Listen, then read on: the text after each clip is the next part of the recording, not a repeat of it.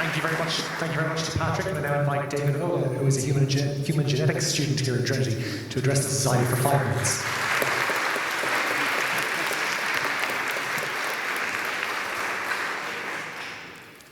Good evening, everyone. Thank you to the College Historical Society for inviting me along tonight with all these amazing student speakers to talk about the future of Ireland. So, when I was preparing for this speech last week, I caught up with Luke, and we're both science majors and we're talking about our future.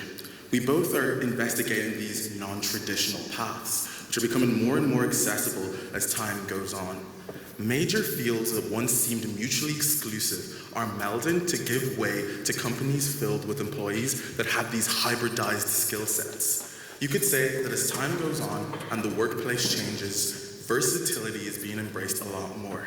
In fact, according to Deloitte, 44% of American university students plan on becoming entrepreneurs, creating jobs using these unique skill sets. Universities are adapting and creating these courses or elective courses. For example, Trinity have a diploma that any second or third year student can take about entrepreneurship and creative thinking. Dublin itself is regarded as a major tech hub with numerous tech startups starting their journey here and Intercom being a major Irish success story. For me personally, the sweet spot lies in between healthcare and entrepreneurship. Both journeys started in earnest here in Trinity, where I'm a human genetics student and a co-founder of a startup. There are some initial issues that I faced when beginning my journey, and some issues that the field faces in general, and I'm going to touch on these over the course of my contribution to this discussion. In my opinion, starting a company for a founder is all about your initial access to information. You need to know who to talk to, how to set up your company, and what is required for future planning. And then there's the acronyms, B2B, BMC, SAS, EI, HPSU. Hands up if you understood any of those acronyms. It's almost as if entrepreneurs don't have the time to use their full words.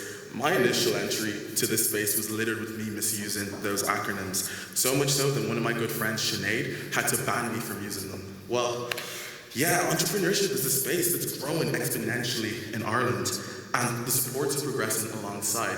EI, which is Enterprise Ireland, thank you, Seanad, supports early stage founders, offering mentorship and funding. Here in Trinity, there's the Tangent Space, and they support student founders with some top-tier programs, such as Launchbox, of which I'm an alumnus. But how does this all relate to the future of Ireland? For all those positive superlatives I have about the Irish early-stage entrepreneurship space, like others, I have reservations about how other industries are progressing alongside.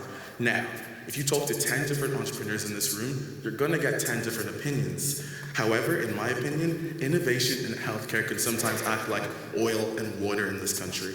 One can at times feel completely hindered when trying to innovate on how hospitals and other healthcare facilities operate.